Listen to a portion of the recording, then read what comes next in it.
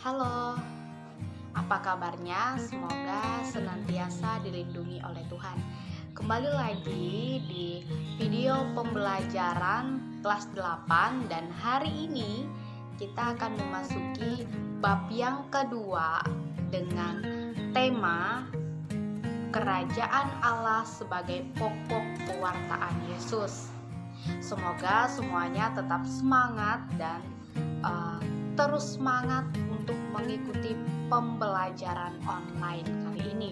Nah, sebelum kita memasuki ke materi, agar kita semakin semangat dan terberkati, marilah kita berdoa terlebih dahulu.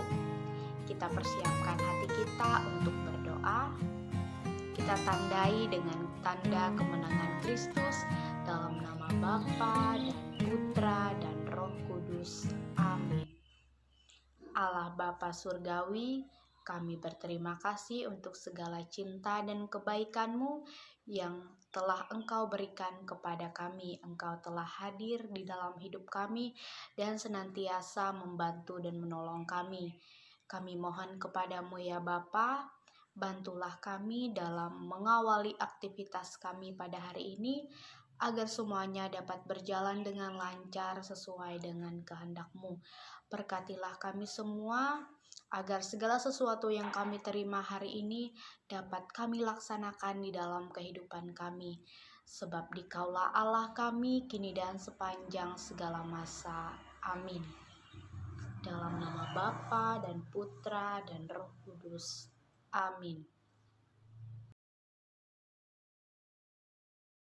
Tadi seperti yang Ibu katakan bahwa materi kita kali ini yaitu tentang Kerajaan Allah sebagai pokok pewartaan Yesus. Nah, Ibu akan jelaskan bahwa pada zaman Yesus, orang-orang Yahudi masih terbelenggu oleh penjajahan Romawi. Mereka sangat mengharapkan hadirnya Sang Mesias yang mereka rindukan. Nah, mereka sangat mengharapkan kedatangan Juru Selamat, penolong mereka. Nah, kehadiran Yesus pada saat itu diharapkan mampu menghidupkan kembali harapan mereka, mampu menghidupkan kembali semangat mereka, agar mereka terus berjuang mempertahankan hidup mereka. Mereka mengharapkan adanya kerajaan Allah hadir di tengah-tengah mereka. Namun karena mereka terdiri atas kelompok atau golongan yang berbeda-beda, hal ini menjadi pemahaman mereka akan kerajaan Allah menjadi berbeda-beda sesuai perbedaan golongan atau kelompok tersebut. Nah, ada beberapa pemahaman mereka mengenai kerajaan Allah.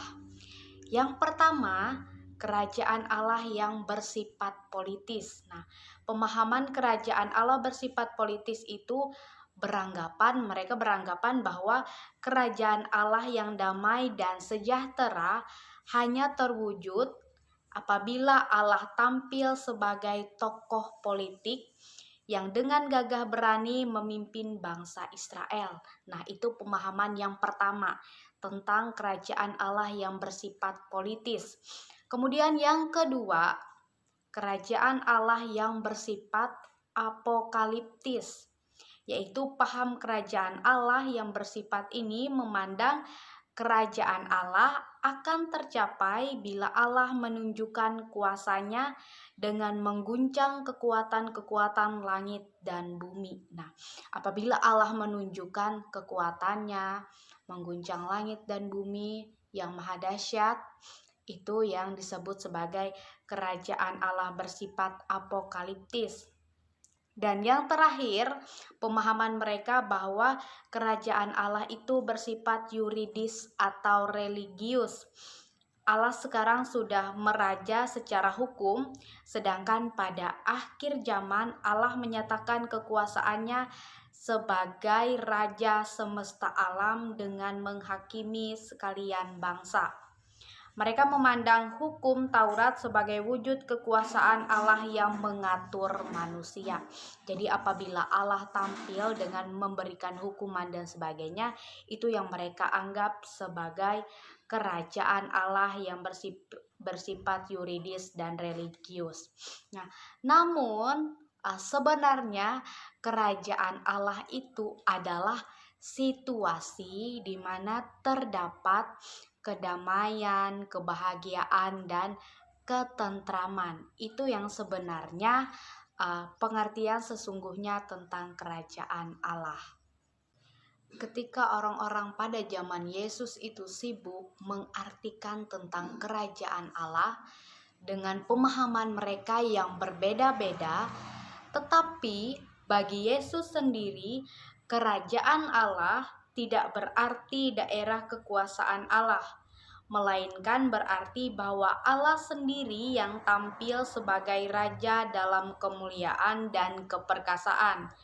Namun bukan pertama-tama untuk menghukum, melainkan untuk menyelamatkan dan memberikan perlindungan. Nah, Yesus hadir ke tengah-tengah manusia untuk mewartakan kerajaan Allah. Nah, bukan kerajaan Allah yang bersifat menghukum dan sebagainya, namun bersifat menyelamatkan manusia dari belenggu dosa. Seperti yang Ibu katakan tadi, kerajaan Allah itu adalah situasi atau keadaan di mana di situ terdapat kebahagiaan, sukacita, dan kedamaian. Nah, itu yang ingin diwartakan Yesus ke tengah-tengah dunia ini, agar orang-orang dapat mencapai kerajaan Allah tadi, yaitu yang terdapat kebahagiaan, sukacita, dan kedamaian. Kita akan melihat bagaimana pandangan Yesus sendiri tentang kerajaan Allah. Bagi Yesus, kedatangan kerajaan mendesak karena kemalangan manusia hampir tidak tertahan lagi. Maka belas kasihan dan kerahiman Allah juga tidak akan tertunda lagi. Nah, kalau Yohanes mengartikan bahwa kemalangan zaman itu berarti hukuman dari Allah.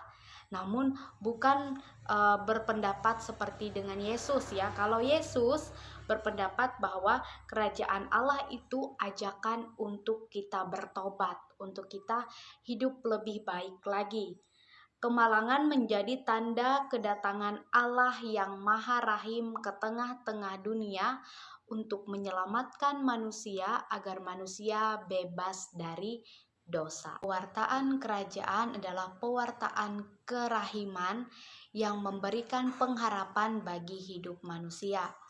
Allah hadir melalui putranya Yesus Kristus untuk mewartakan kerajaan Allah itu, agar manusia tidak ada lagi yang jatuh ke dalam dosa, agar manusia dapat bertobat dan hidup di jalan Tuhan ya. Nah, anak-anak yang terkasih dalam Tuhan kita Yesus Kristus, kita diajak melalui materi ini untuk hidup lebih baik lagi, untuk hidup di jalannya Tuhan, agar kita mencapai kerajaan Allah. Nah, Tuhan hadir ke tengah-tengah kita, mewartakan kerajaan Allah, agar kita semua dapat diselamatkan ya, agar tidak ada lagi penderitaan karena jatuh ke dalam dosa. Semoga melalui materi hari ini dapat memberikan kita semangat dan juga dapat menguatkan iman kita akan Yesus Kristus, dan agar kita senantiasa hidup lebih baik lagi. Semoga materi ini selalu bermanfaat. Terima kasih atas perhatiannya. Sampai jumpa. Bye. Tuhan Yesus memberkati ya.